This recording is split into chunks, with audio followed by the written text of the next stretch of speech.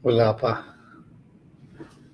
Magandang hapon. Antayin lang po natin yung ating Facebook. Magandang hapon po sa inyong lahat or gabi na.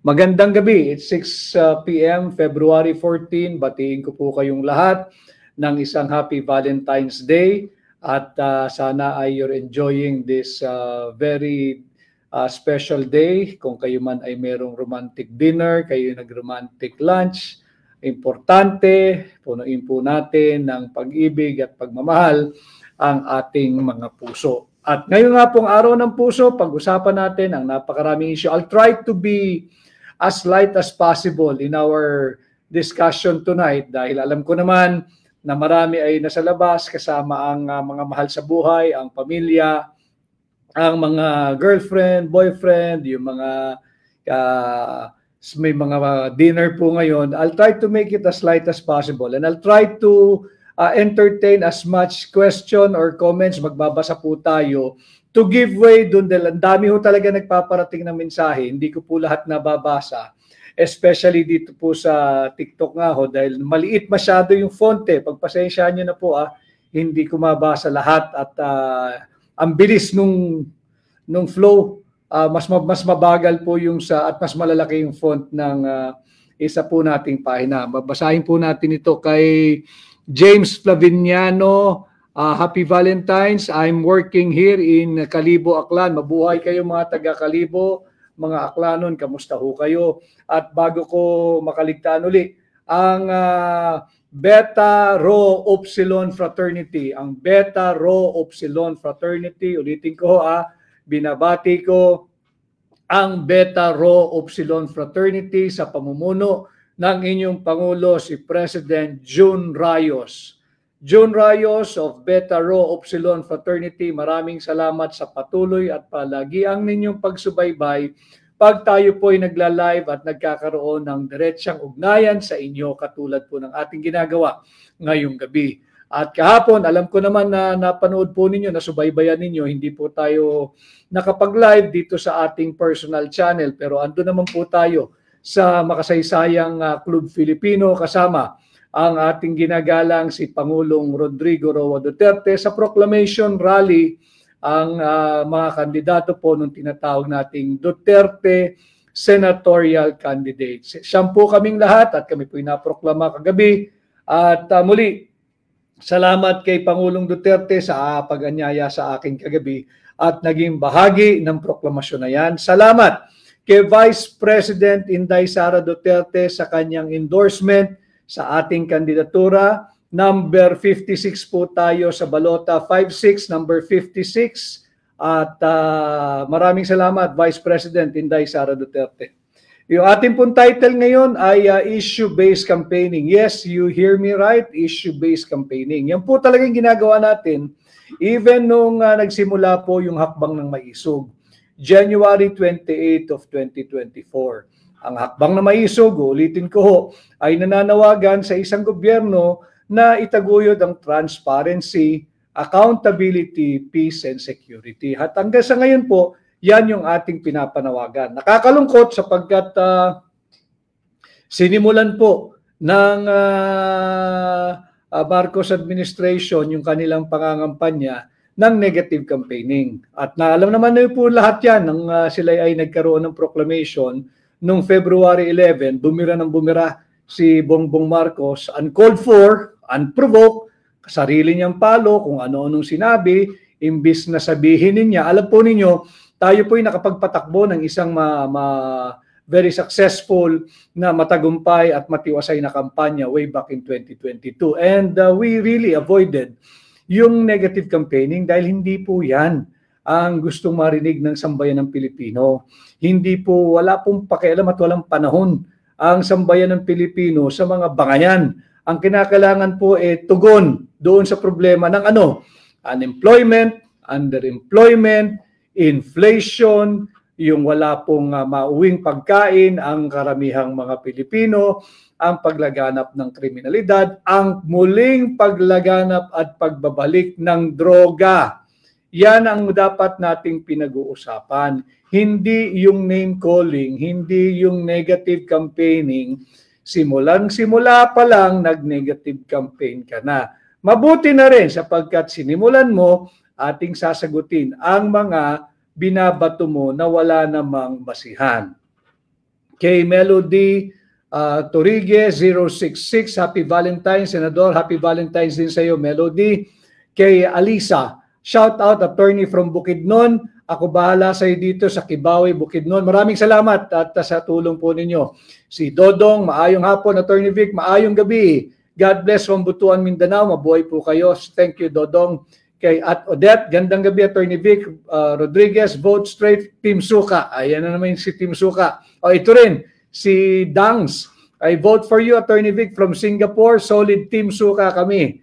Yang Team Suka na yan, alam ho ninyo, talaga namang hindi nakakahiya na ikay napag-utusang bumili ng suka. Ang daming beses kong napag-utusan ng nanay ko nung ako'y bata. At enjoy ako pag inuutusan. Alam ho ninyo kung bakit. Anyway, we'll try to make this light Valentine's Day sa mga nagde-date. Samahan ko lang kayo ng isang oras sa traffic. Ako'y dumaan din sa traffic. I was supposed to go on live ng 5 p.m. Naipit din ho ako sa traffic. Talagang naintindihan ko, pag Valentine's talaga nung bata pa ako hanggang ngayon, talagang traffic sa mga major na lansangan. So anyway, nung ako'y bata, nag-e-enjoy ako pagka ako'y inuutosang bumili ng suka. Whether yan sa sari-sari store, sa convenience store. Wala pa ho convenience store nung panahon ko. Sari-sari store po ang tawag dyan. Yung neighborhood store. Sari-sari store po yan. Diyan ka utusan, o kaya ay sa grocery, o kaya mismong sa palengke. Basta pag inutusan ka, kaming mga tayo po na merong normal at masayang kabataan, nag-e-enjoy tayo dahil opportunity po natin yan, yung sukle na binigay sa atin ng nanay natin pambili na suka. Minsan dadagdagan mo pa bili ka pa ng anong tawag doon, mantika. Hindi dalawa bibilin mo, may sukli yan, sigurado, hindi ka nang bibigyan kulang Nag-e-enjoy ako dun sa sobra. Hindi dahil nangungupit ka, bawal ho sa amin yun, ayaw ng nanay ko yan. Pero, pwede kang bumili ng chewing gum, pwede kang bumili ng candy, pwede kang bumili ng popsicle, makakabili ka ng extra mo Hindi marami, pero yun yung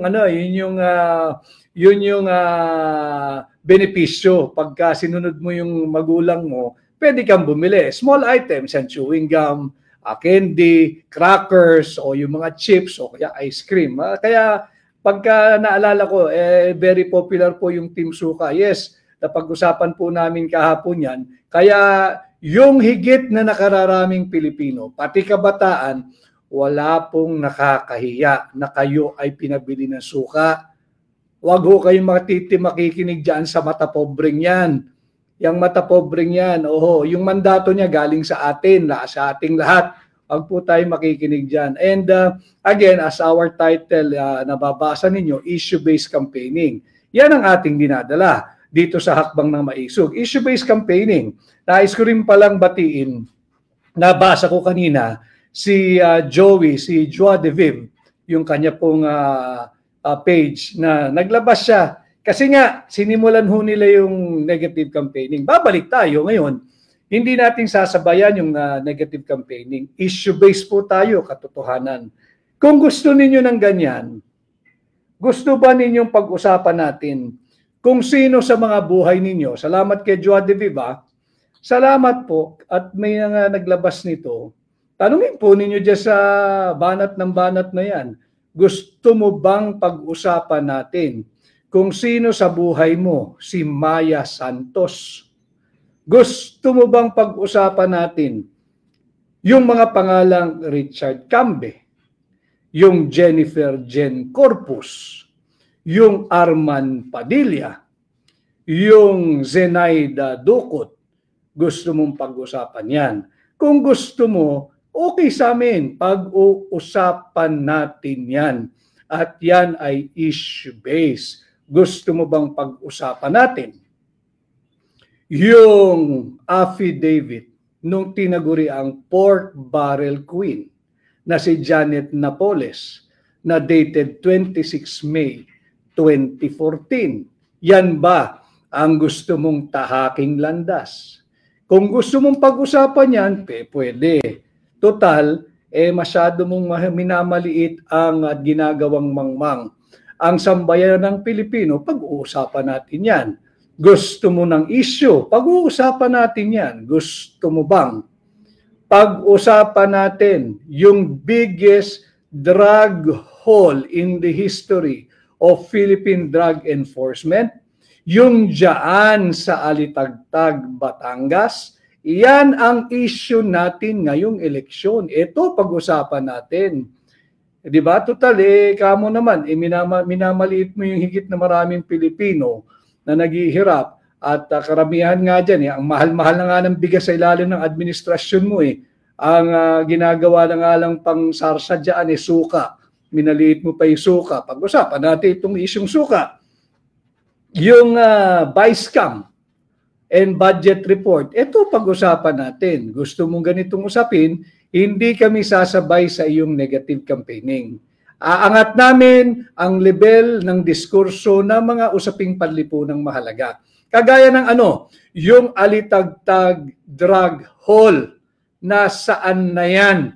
Bakit ang tahimik mo na? Yan ang ipaliwanag mo. Alam mo ninyo mga kababayan, sa isang kampanya, dapat mong hina-highlight kung bakit ka dapat pagbigyan at tingnan at ikonsidera ng mamamayang Pilipinong katulad po ninyo doon sa iyong pinapakiusap na pagkatiwalaan kanila sa posisyong kinakandidatuhan mo. Yan po ang layunin ng kampanya.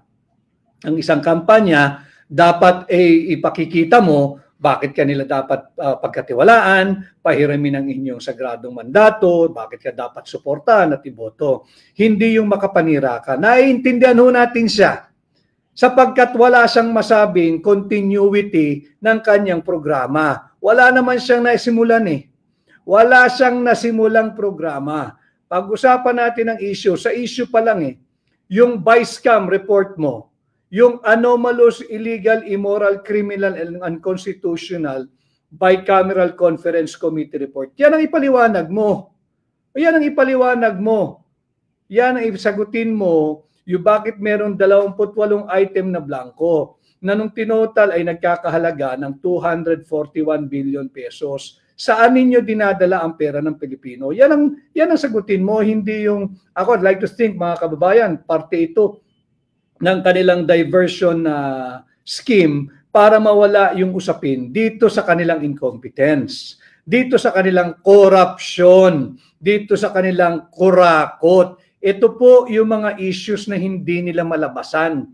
Ipit na ipit sila, kaya ang ginagawa nila, umuopensa, umaatake ng wala sa lugar.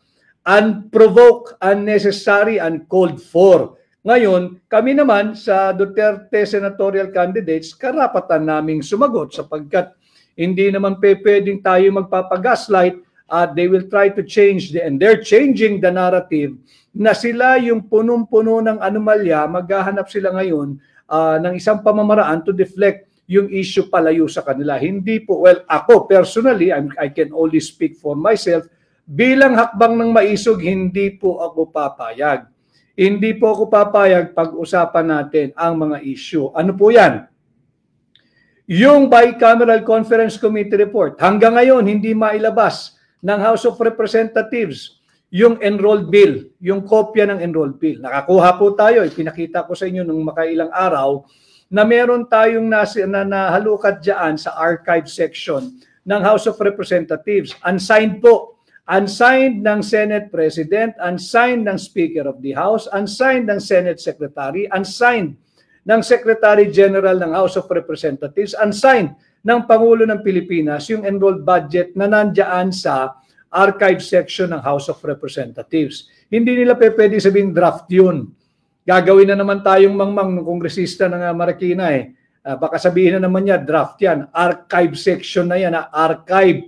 Ibig sabihin, taguan, repository, diyan pinipreserve yung mga kopya ng original authentic records, original authentic document. So yan ang ating pag-usapan, hindi yung negative campaigning ninyo. Pwede nyo ituloy yan. At pag-uusapan nga natin, binubuhay ninyo yung issue ng pork barrel at base nga sa affidavit ng pork barrel queen tinagurian si Janet Napoles, May 26, 2014, salamat kay Joa De Viv at kanyang pinablish yan sa kanyang pahina. Yung mga pangalang Richard Cambe, yung pangalang Jennifer Jen Corpus, yung Arman Padilla, yung Zenaida Ducot, at yung Maya Santos. Yan ang gusto mong pag-usapan. Kung gusto mo mag-negative campaign, ipaliwanag mo sa amin sino itong mga pangalang ito, anong nangyari doon sa Alitagtag Drug Hall, yung Alitagtag Drug Bus. Wala nang balita ang sambayan ng Pilipino sa pinagmalaki mo na 14 billion baka mo na halaga ng drogang nasabat. Nasaan na yan? Baka bumalik na sa kalsada. Hindi nyo na pinag-uusapan. Wala nang impormasyon ang mamamayang Pilipino tungkol dito. Ito pag-usapan natin. And then, balik tayo sa issue ng vice scam. Huwag ho nating kalilimutan yung 117 billion pesos na pera ng Philippine Deposit Insurance Corporation. Huwag po niyong kalilimutan yun ha, yung lahat ng mga bank, yung mga Pilipinong may bangko, may deposito, may naitatabi. Importante pong alam niyo ito, 117 billion pesos pera ng PDIC, kinuha po ng Marcos administration. Sa nila linagay, syempre, pampondo ng kanilang unprogrammed appropriation noong nakaraang taon, 2024. Pinondohan yung IX, pinondohan yung ACA, pinondohan yung kanilang mga pork barrel, at kung ano pa. Hindi nga tayo kinakausap, walang nagpapaliwanag, tinatago. Yan ang hinihingi ng hakbang na maisog. Transparency, accountability, peace, and security. Kay Rolf G. Tanyola, Happy Hearts Day, Attorney Vic Rodriguez, salamat Rolf. Kay Duterte diehard supporters, Team Suka versus Team Sinusuka, Savage. At si Leo Lim, fully support po kami sa inyo from Cebu. Kay Gina M. Noynay, watching from Sabah. Hello, kamusta po kayo dyan? Si Malu Ancheta, enjoy talaga kapag inutusan tayo yung sukli ibibigay. Thank you, Malu. I know you can relate. At ang dami nating nabibili pagka napapag-utusan tayo dahil nare-relax ang nanay dahil sumunod ka eh. Parang good boy pa ang dating mo. Pero totoo, nabili mo rin yung matagal-tagal mo nang inaasam.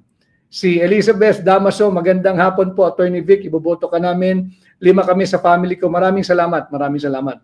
So yun po yung issue natin, ay yung 25 billion pesos ng DBP, yung 50 billion pesos ng Land Bank of the Philippines, yung 60 billion pesos ng PhilHealth. Saan ninyo dinadala ang pera naming mga Pilipino? Gusto nyo ng issue? Yan, pag-usapan natin. Issue-based tayo. Naglagay ako ng mga notes ko rito para maganda.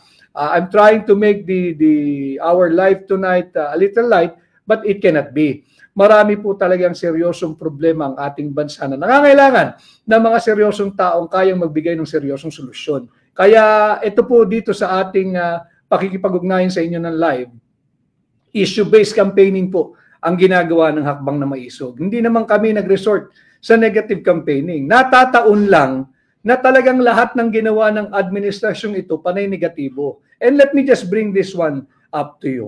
Kahapon po may lumapit sa akin regarding doon sa aking naging talumpati at sumasang-ayon naman po sila na palakasin ang mandato ng Philippine Drug Enforcement Agency. Lagyan natin ito ng kapangyarihan na magsagawa, utusan ang lahat ng taong gobyerno, elected or appointed, na sumailalim sa isang mandatory open, fair, transparent, and credible hair follicle drug test. Importante po yun dahil sabi ko nga, Article 11, Section 1, public office is public trust.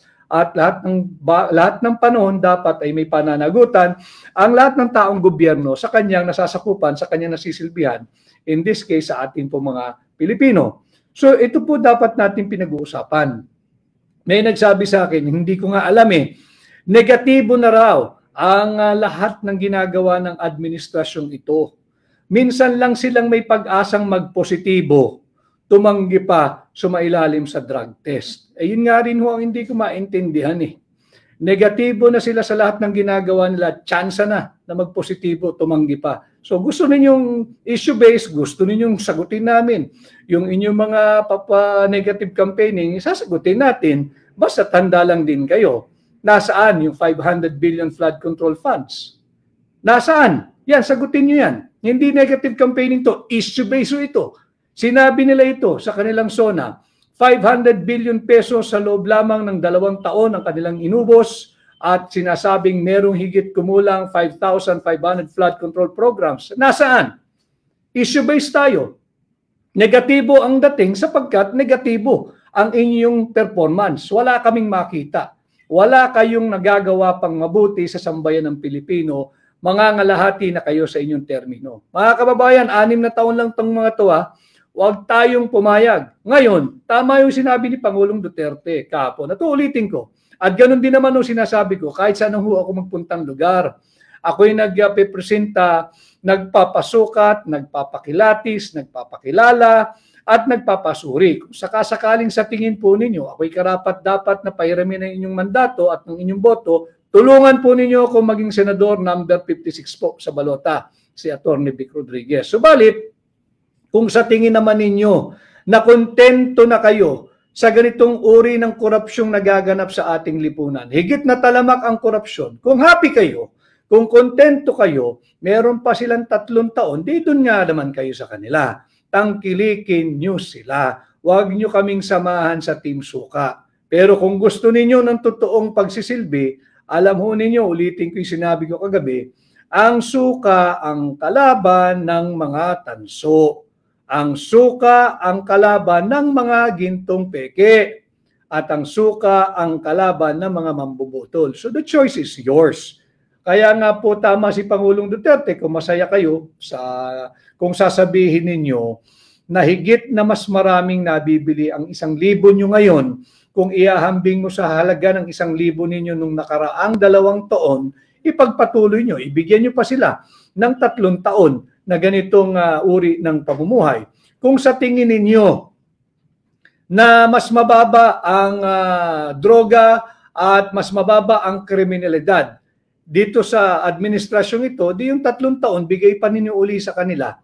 Tangkilikin nyo yung kanilang grupo, pero kung naniniwala kayo na higit na mahirap ang buhay ngayon, walang trabaho, underemployment, unemployment, mataas ang inflation, mataas ang kriminalidad, laganap muli ang droga, hindi safe ang ating kalsada, dito po kayo sa Duterte senatorial candidates. Andiyan po kami kagabi, nagpakita po kaming lahat, kompleto kami, pakitulungan niyo po kami. And then, back to the issue again, 500 billion pesos flood control funds ginamit nila. Nasaan?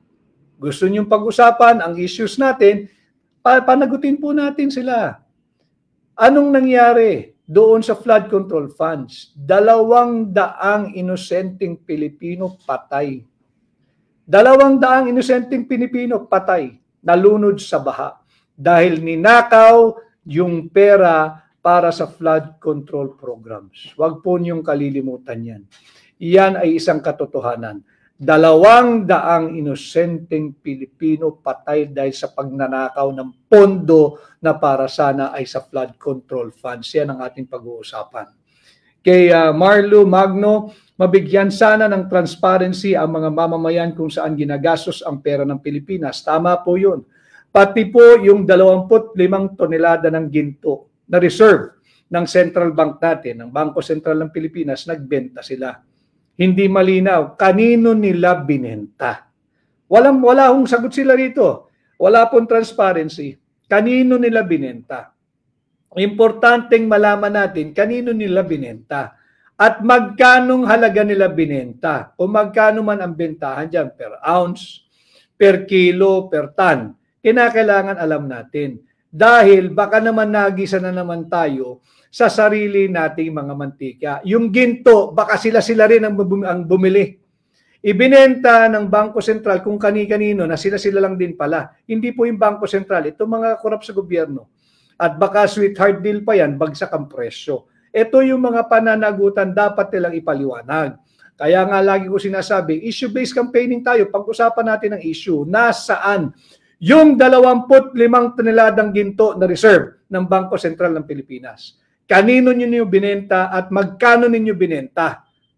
Dahil sigurado tayo, kung ngayon papalitan yung 25 toneladang ginto na ibinenta nila, abonado pa ho ang Republika ng Pilipinas. Abonado pa ho tayo, mangungutang na naman yan. Bakit?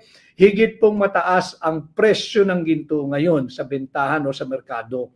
Wala po tayong mabibiling 25 tons ng ginto sa halagang pinagbentahan nila last year. Yan ay isang katotohanan. Dapat nila ipaliwanag yan.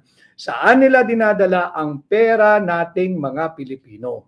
At kaya Alicia Kim 24, maganda po talaga mga attorney ang makakapasok sa Senado para alam talaga ang mga batas, hindi maging mangmang. Tama po 'yon. Maraming salamat. Sa tulong po ninyo, ang atin pong Duterte senatorial candidates, napakaraming magagaling na abogado. Kay Roberto Dagil, 8458. Attorney Vic, sana mabasa mo ito. Binabasa ko na po, Robert Dagil. Papagawa kami ng malaking tarpaulin dito, Team Suka versus Team Isinusuka. Ilalagay namin dito sa labas ng mga gate namin. Robert Dagil, karapatan po nyo na magpahayag ng inyong saloobin. Basta't po private property ninyo at sarili po ninyong inisyatibo, wala po kami magagawa kung hindi magpasalamat. Maraming salamat. Ngayon pa lang, maraming salamat. At pag-usapan natin yung issues. Ano nang nangyari? Wala pong ibinunga.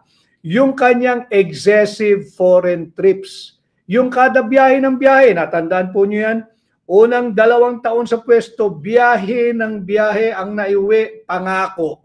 Ang naiuwi, pledges. Ang pledges po, pangako ho yun, hindi po kwarta yun. Hindi po pera yun, hindi po investment yun.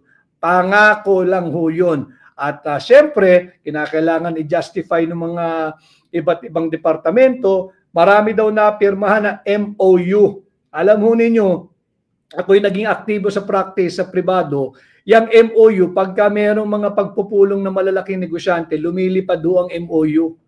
Kinakailangan ma-justify bakit ka nagpunta doon sa lugar na yun eh. Sa kumpanya mo, sa business partner mo, para may maikwento ka. Nagpirmahan kami ng MOU. Pero yung MOU ho, wala pong halaga yun, wala pong meaning yun. Memorandum of Understanding. Why do you have to reduce your understanding into a memorandum form? Kung nagkaintindihan na nga kayo. Common sense yun. Kung tayong dalawa nagkaintindihan, ba't kailangan natin isulat? Hindi pa naman agreement yan. Nagkaintindihan lang tayo, nagkaigi tayo. Pero wala pong visa yan. Hindi naman enforceable ang memorandum of understanding. Ang ibig sabihin lang ng MOU, nagkaigi tayo, nagkasundo tayo na pagdating ng araw ay maghahanap buhay tayong dalawa. Kung darating yung araw na yun. Pag hindi, wala hong MOA, walang investment, walang foreign direct investment, wala pong mamumuhunan na papasok sa ating bansa. Yan po yung panimula ng kanilang pambubudol diyan sa kanyang excessive foreign trips. Issue-based uhuli ang ating kampanya. Ang EDCA bases, nagkalat po ang US military bases dito sa ating bansa. Nagkalat po yan. At makikita naman natin sa dalawang pananalita na niya sa kanilang ginagawang rally, tinataas po niya yung intensity ng anti-China rhetoric niya. Kitang-kita natin, gigil na gigil sa bansang China na yung miyembro daw ng Duterte senatorial candidates ay pro-China. Nakalimutan niya kasi na ang number 1 source ng ating imported products ay China. Inaaway niya ang China. Totoo po yun. Ang number 1 source of our export, yung export destination po natin, number 1 pa rin ang United States. Kaya nga, parehong mahalaga itong mga higanting ekonomiyang ito. Pero hindi ka dapat makipag-away sa bansang China. And fact of the matter, hindi ba nung kumakandidato ka noong 2021 at noong 2022, ang takbuhan mo ay yung mga Filipino-Chinese na tumutulong sa atin nun? O bakit ngayon galit na galit ka sa China? At sinasabi mong pro-China ang Duterte senatorial candidates. But sinasabi mo na si Pangulong Duterte ay pro-China. Hindi siya pro-China, he is pro-Filipino. Ang interes ni Pangulong Duterte, interes ng Pilipino. Binalanse niya yung impluensya ng Amerikano, binalanse niya yung impluensya ng bansang China dito sa atin sa Pilipinas. At hindi po siya pro-China. Lalo hindi rin siya pro-US. Siya po ay pro-Filipino. At maintindihan din naman natin yung spin na yan dahil alam po ninyo, itong mga kaibigan nating Amerikano, hindi rin mo rin naman matatanggal sa kanila yung yung kanilang may tuturing mo sigurong hinagpis kay Pangulong Duterte, sapagkat ito nalalaman nito mga taga-Samar. Tatandaan po nyo yung ginawang howling wilderness, sinunog yung Samar nung isang colonel, si Colonel Smith. Sinunog yung Samar dahil nga po, di ba, nagkaroon ng bakbakan dyan noong panahon ng Amerikano at digmaang Pilipino. At kinuha nila yung Balangiga Bells. Yung Balangiga Bells, ito po ay ginawa nilang trophy. Trophy na ipinapakita nila na tinalo nila ang Pilipino. Maraming Pilipinong namatay. Just correct me if I'm wrong. His name, I think, is Colonel Jacob Smith. Nasa kasaysayan po yan. Ang utos ni Colonel Smith noon, dahil natalo nga sila, ang utos niya sa kanyang mga sundalo, higit akong matutuwa kung mas marami kayong papataying Pilipino. Nasa history book po yan. At ang kanyang kautusan, lahat ng makikita niyong Pilipino na nag-edad 10, 10 years old pataas, patayin ninyo. Yan ang utos niyan. Wala rin naman sanction ng Amerika dyan, sapagkat yung Colonel Smith to, yung ginawa niyang howling wilderness, yung Samar, namatay po yan, hindi colonel, na-promote pa yan, namatay yan as a general. Yan ang katotohanan. Kaya hindi mo matanggal sa ating matagal ng alyado at kaibigan na Estados Unidos. Yung iilan lang naman dyan, hindi lahat. Dahil pinasauli ni Pangulong Duterte yung Balangiga Bells. Di nila matanggap yun. Bakit naman hindi nyo matanggap? Amin yun. Di ba? Ginawa ninyong war booty. Kailangan, firm and very strong leader si Pangulong Duterte na obliga sila ngayong isoli ito, yung Balangiga Bells, dahil part yan ng heritage nating mga Pilipino. Dinamdam siguro ng iilan dyan sa gobyerno ng Amerika, kaya sila ay galit na galit kay Pangulong Duterte. Bukod dyan, ito nga pagbabalanse niya na binalanse lang na niya yung interest ng China at Amerika sa ating bansa. Yan din dapat ginagawa ng Pangulo ngayon eh. Yan ang dapat niyang ginagawa sapagkat alam nyo, we are so situated in a very strategic position. Dapat nga tayo gitna ng mga yan eh. Tayo nagdidikta, anong gusto mo China, anong gusto mo US, halika kayong dalawa rito. Pagkakasunduin ko kayo, huwag nyo akong diktahan. Dahil itong lugar na inyong pinagtatalunan, nasa akin yan eh. Yung napaka-importanting maritime zone, yung sa South China Sea. Yan ang ating pinag-uusapan dapat. Issue-based. Ang nangyayari, naglipa na po ang US military bases sa Pilipinas. Kahit ano pong tawag nyo dyan, tawagin ninyong EDCA, tawagin ninyong Visiting Forces Agreement, base militar po ng Estados Unidos yan. Hindi makatungtong ang mga Pilipino, hindi makatungtong ang tropang Pilipino diyan sa espasyo ng lupa na ino-occupy sa kasalukuyan ng US military troops, facilities, and kung ano-ano pa nilang kagamitan. So yan po ang katotohanan. Yan ang issue ngayong eleksyon, pag-usapan natin. Dapat yan kasi balanse yung approach natin sa ating pakikipag-ugnayan sa Amerika at sa China. Hindi tayo dapat sunod-sunuran dito sa Amerikano. Hindi tayo dapat sunod-sunuran. Ano na bang naibigay nila sa atin? Pinagamit mo yung base militar natin ng libre. Pinagamit mo ng libre. Kung nagpagamit ka na lang, sana ginamit mo na lang din sila. Singilin mo. Kailangan natin ng pera eh. Tapos pagka sila nag-i-extend ng tulong in the form of a loan assistance. Loan pa rin yun, utang ho yun, tayo magbabayad nun. Pag-usapan natin issue-based campaigning, issue-based tayo. Kaya lang talaga magne-negative ang Administrasyong Marcos sapagkat wala pong ginagawa ito para sa kapakanan nating mga Pilipino. Yung pag-usapan din ho natin yung sa impeachment ni Vice President Inday Sara Duterte, bahagi po ito ng kanilang diversionary tactic. Nais nilang ilihis. Dahil naniningil po, tatandaan nyo itong midterm election is a referendum. Referendum ito kung sang-ayon nga kayo sa unang 3 taon ng Marcos administration. Ulitin ko, ako ay nagpapasukat, nagpapakilatis, nagpapakilala, nagpapatimbang sa inyo. At kung sa tingin po ninyo tayo karapat-dapat at nararapat, pahiramin po ninyo ako ng inyong tiwala at boto. Iyon po ang dapat ginagawa ng lahat ng kandidato. Hindi po yung negative campaigning. Pero Hindi naman pwedeng lulunukin natin lahat ng sinasabi nila dahil gaslighting po yan. Hindi po tayo dapat maging biktima niyan. Tinutuwid natin yung mulit patuloy na pambubudol ng Marcos administration at dala-dala niya hanggang kampanya.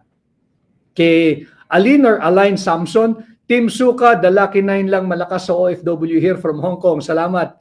Talagang legend na si Team Suka. Kay Bubbly Mitch Fernandez, mahirap po talaga pag walang alaman. Leader ng bansa. Kay Junri Abioy, True Attorney Vic, marami tayong products na galing sa China. So bakit awayin pa ng Pinas ang China? Alam ho nyo yung China, tigil lang nila ang importation ng toilet paper sa US, magkakagulo po sa US. Hindi po biro, tigil lang nila yung importation ng toilet paper sa United States. Tingnan nyo, magkakagulo dyan sa Amerika. So yan ho yung ating sinasabi, balansihin mo yung interest. Nakikipag-away ka sa China, ina-up mo yung anti-China, pro-China raw itong mga nagsasabi ng totoo, pinag-uusapan yung paglaganap ng EDCA bases, pro-China. Pro-Filipino ho kami, hindi kami pro-US katulad mo.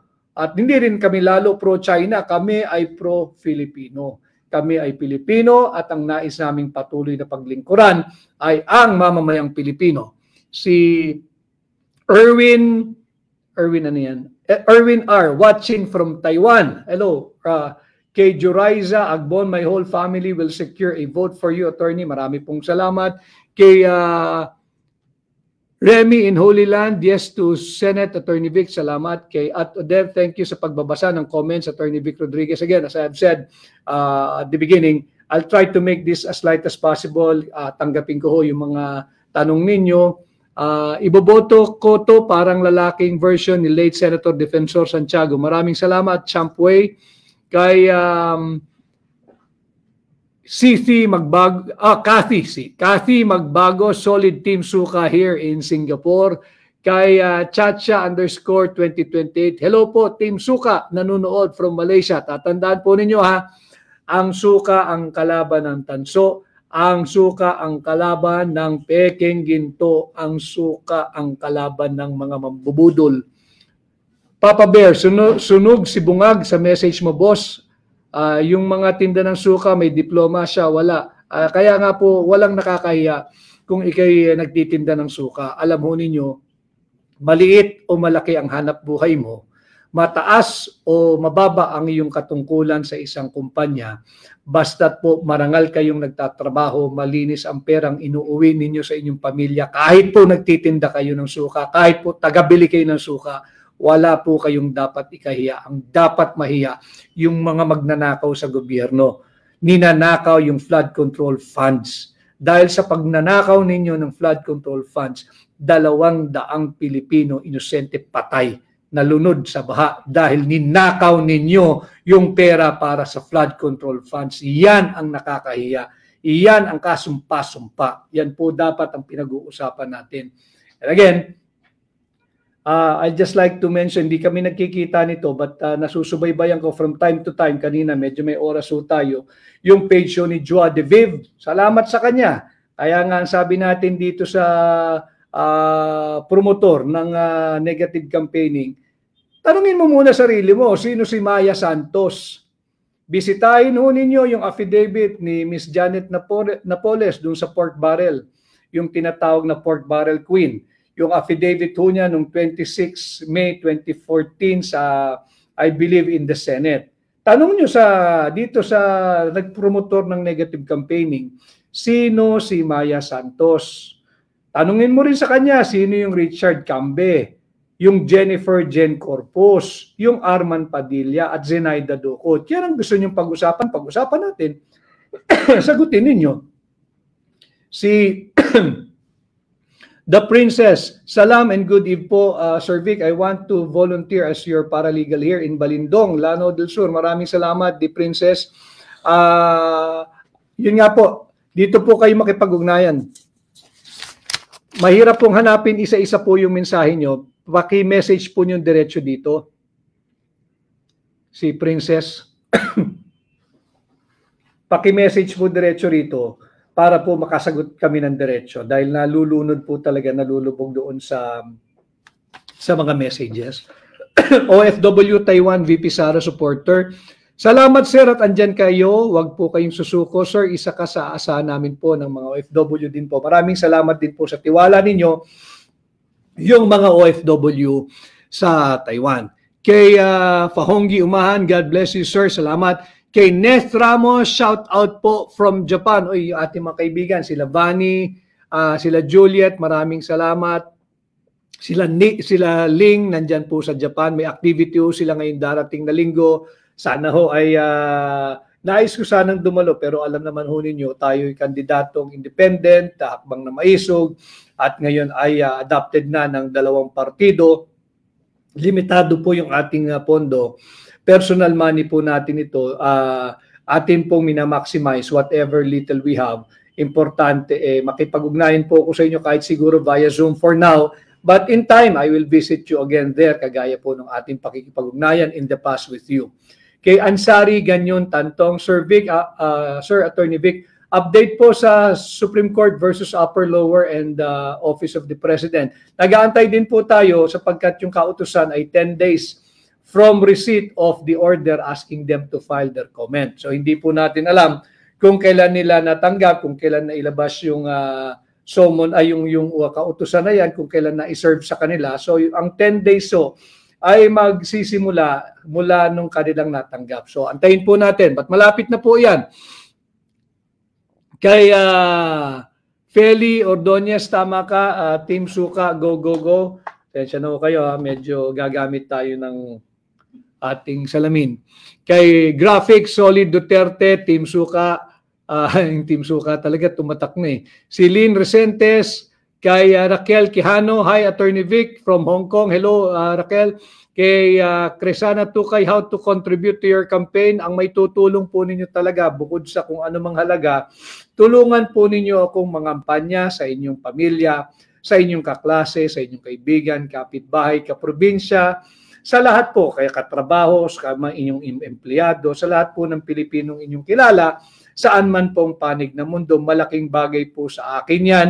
Malaking bagay po yan sa buong Duterte senatorial candidate. Sapagkat tayo, dapat paghandaan din natin kung paano natin mapoprotektahan ang mandato ng 32 milyong Pilipino na bumoto kay Vice President Inday Sara Duterte. Huwag nating ipanakaw yung sagradong mandatong ibinigay, ipinahiram, ipinagkatiwala ng 32 milyong Pilipino kay Inday Sara.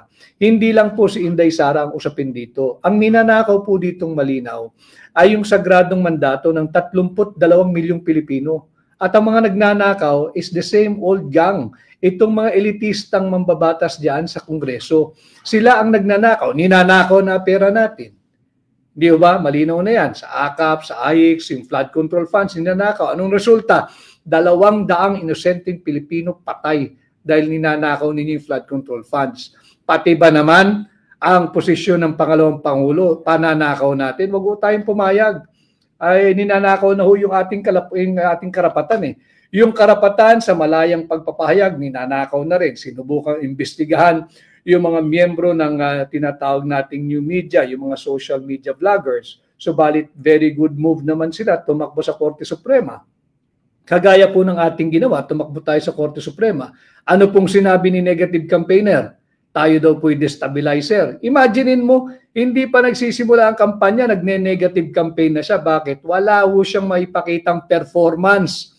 Zero, bangkarote, bankrupt, negative ang kanyang performance. Kaya kita naman ninyo, bukod sa negative ang kanyang performance, pati ang uri ng kanyang pangangampanya niya, negatibo. Kaya tama ho yung nag-comment doon sa aking pahina eh. Yung doon sa drug test na nga lang ang may mataas sa pag-asa magpositibo, tumanggi pa. Negatibo ang performance, negatibo ang campaigning. Pag-usapan natin itong issue. Issue-based po ang ating pangangampanya. Hindi po tayo lalayo rito. Pag-usapan natin yung issue. Yung issue na talagang wala kayong ginawang mabuti sa loob ng 3 taon ninyong panunungkulan. Kaya yung mamamayang Pilipino, mag-isip-isip po kayo. Kung gusto po niyo magpatuloy, ang another 3 years na walang humpay na nakawan, na walang humpay na sinasalaula ang ating taunang budget, wala hong problema sa katulad ko.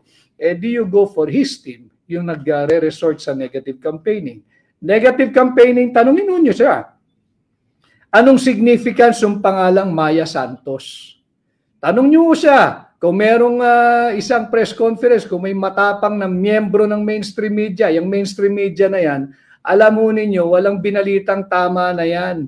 Walang binalitang tama yan. Huwag ho kayong susubaybay dyan. Doon kayo tumungo sa mga miyembro ng new media na nagdidiskurso ng tama.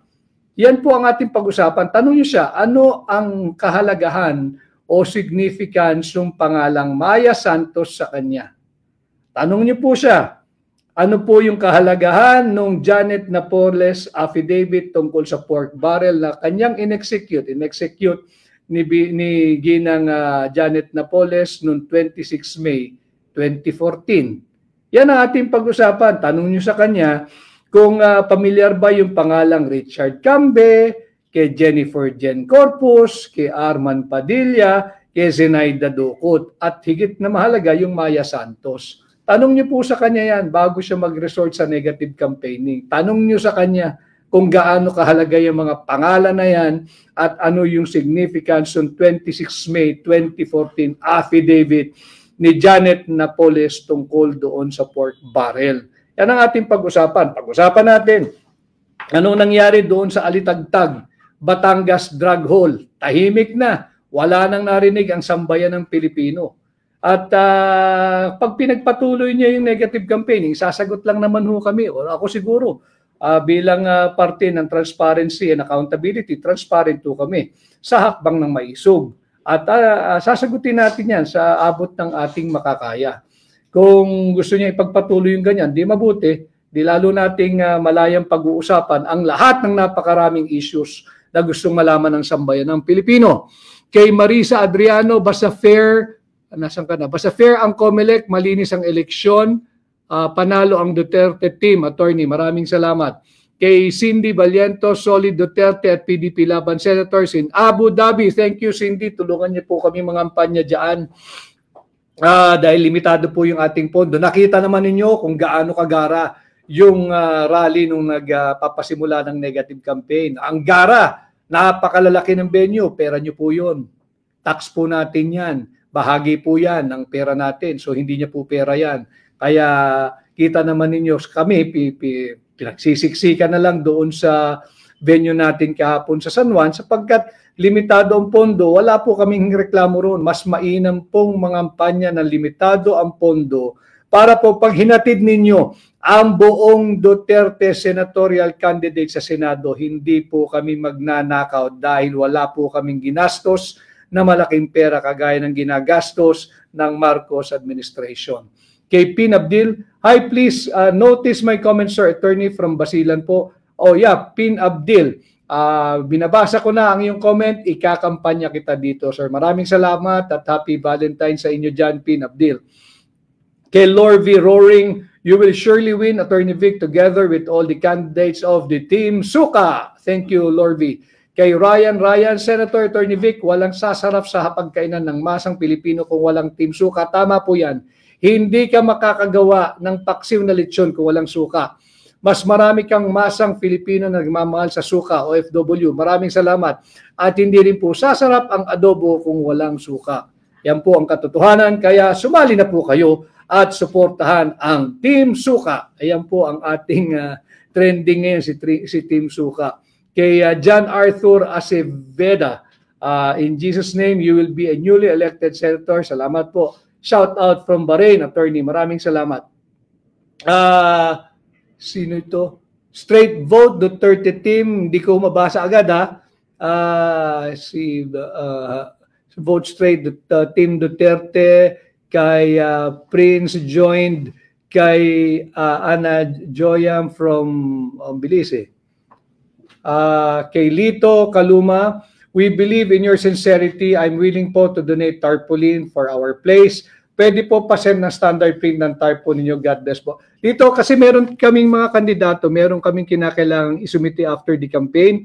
Yung SOSE, yung Statement of Campaign Expenses and Contribution.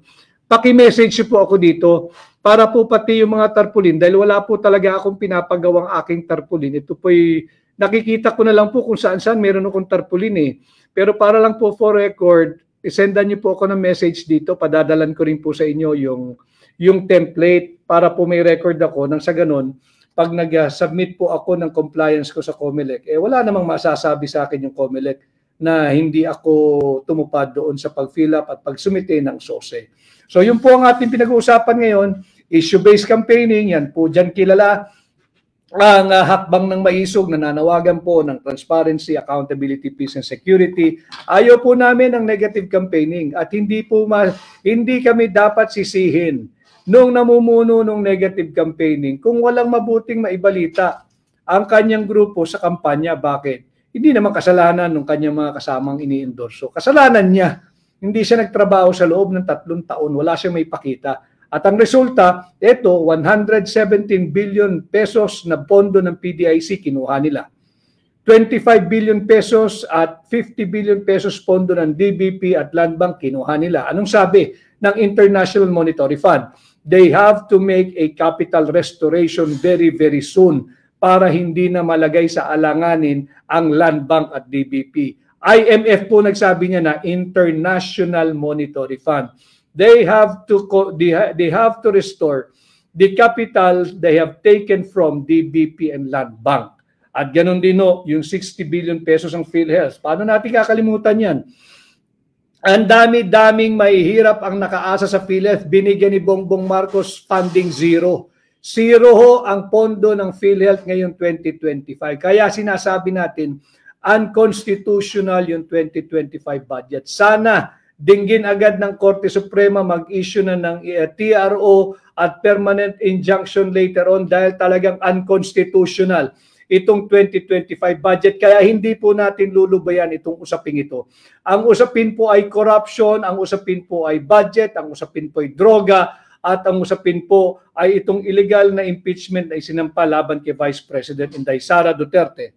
Kay Michelle Serna Lapinid, ibalik ang Duterte. Kay Mira Mara, shout out kay Team Suka from Chelsea. Kay Vitor B. Suntoy, Team Duterte pa rin ang malakas. Salamat sa inyo. Kay Rod Ruff RC, Attorney Vic Rodriguez, sir, count on me with my vote. Salamat. Kay Greha, Reggie Kanda, wala nang performance ang Marcos administration, corruption pa. Tama ho yun, talamak.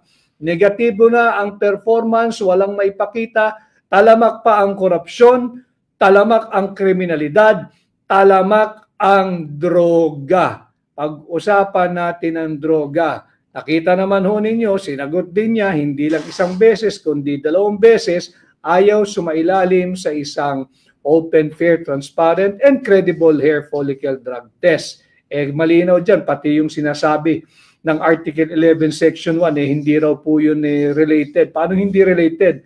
Public office is a public trust. Ang linaw-linaw niyan. At yan ding artikulong yan, yung chapter na yan ng ating konstitusyon, ang ginagamit ho nila laban kay Vice President Inday Sara Duterte dito sa isinampa nilang impeachment complaint. So ito po yung ating pinag-uusapan. Tatandaan po ninyo, issue-based campaigning po kami. Subalit, kami, ako personally sa hakbang na maisog, hindi po kami papayag magpa-gaslight. Hindi po kami papayag at pahihintulutan ang Bongbong Marcos administration to change the narrative. Hindi po. Hindi kami magpapamanipulate sa iyo dito pa sa simpleng usapin. Hindi kami papayag magpapabudol muli sa iyo. Lalabanan namin ang iyong kasinungalingan sa pamamagitan ng pagtutuwid nito. Ang issue ay ang vice scam, ang illegal, unconstitutional, immoral, and invalid at criminal 2025 budget. Yung bilyong-bilyong pisong pinagkukuha ninyo, saan ninyo dinadala ang pera naming mga Pilipino. So muli ho, magbabasa lang tayo ng 3 pa bago tayo matapos. Kay Mr. Nad Beto, MR Nad Beto, Attorney Vic, sure na po kayong, Attorney Vic, sure vote na po kayo sa buong pamilya namin. Salamat. Kay Biri, solido po ang Davao City sa boto mo, Attorney Vic. Maraming salamat. Kay Bruen Blailo, Attorney Vic, paano po gawin nila ang makipagsabuatan sa Smartmatic? Ayon po yan sa expose ni Attorney Glenn Chong. Hello kay Attorney Glenn Chong, kaibigan ko yan. At ayon sa kanya na ibigay na kay US President Donald before election daw. Hindi ko kasi tayo pwedeng masiraan ng loob sa mga kwentong horror story sa dadayain tayo. Basta't nandyan po ang sambayan ng Pilipino. Bantayan niyo po yung aming boto. Bumoto po tayo ng maaga pagdating ng halalan. At sa tingin ko, pag talagang naglabasan, ang suporta, hindi po nila tayo madadaya. Kay Miss Arabiata, sana manalo ka, Attorney Vic. Ipagdasal po natin. Kay Rose S. Pellingan, vote straight sa Duterte senatorial candidate at ibalik ang Duterte para hindi malagay sa alanganin ang mga government banks and other agencies na kinukuhaan ng pera ng Marcos administration. Sa ama ng ating kaibigan, yung papa ni Attorney Glenn Chong, I hope he will get well soon. Attorney Glenn, our prayers are with you. So sana ho magbumuti ang kalagayan ng iyong ama. I wish him well. I wish you well. Kay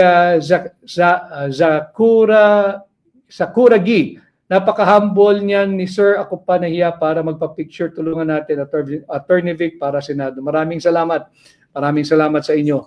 At yun nga ho, kay Tambay Tadere, Attorney Vic, may 17,000 subscribers na po ako sa YouTube channel ko po.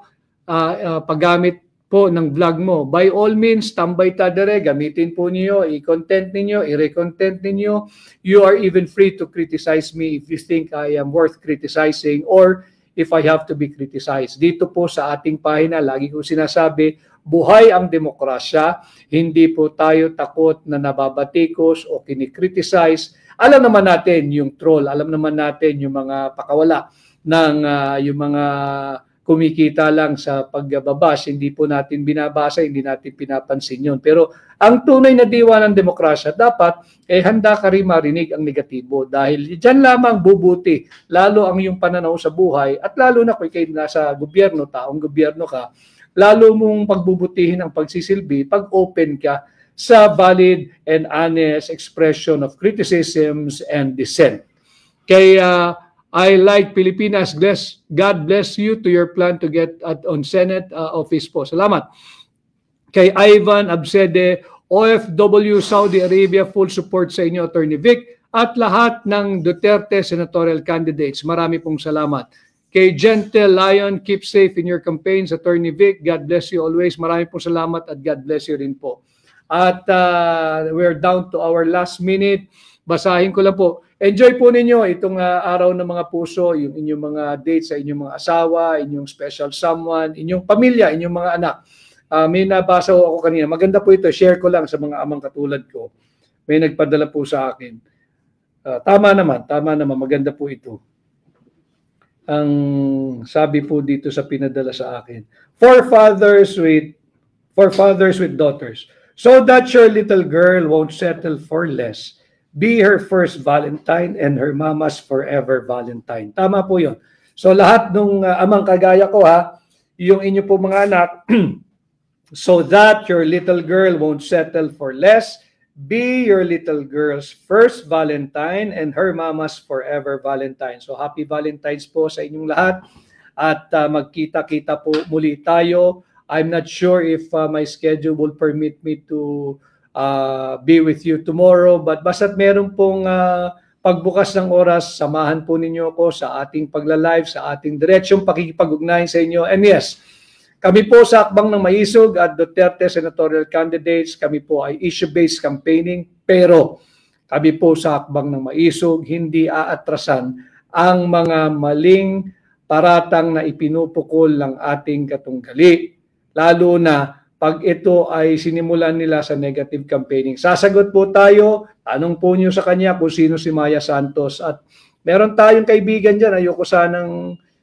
sanang banggitin. Pero pag hindi kayo tumigil, pag-uusapan natin yung mga issues ng taong yan na natabunan lang pero alam niyo yan, mainit na mainit pinag-usapan just a few months ago. Pati yan, pag-uusapan natin kung gusto niyo talagang ganyang uri ng pangangampanya. So muli samahan po ninyo ako sa muli nating pag-live. Maraming salamat sa inyong oras. Sana ay napagaan ko ang inyong pakikipagbuno sa traffic. Napaka-traffic po ngayong araw. Tanggapin po ninyo muli ang aking pagbati. Happy Valentine's Day sa inyong lahat, sa ating mga kababayan, saan man panig ng mundo, yung ating mga overseas Filipino workers at migrants. At maraming salamat po. Tulungan po ninyo ako. Number 56 po muli sa balota, number 5656, madali pong pantatandaan. Attorney Vic Rodriguez, ang inyong kaibigan, Pilipino, abogado, maisog. Salamat po.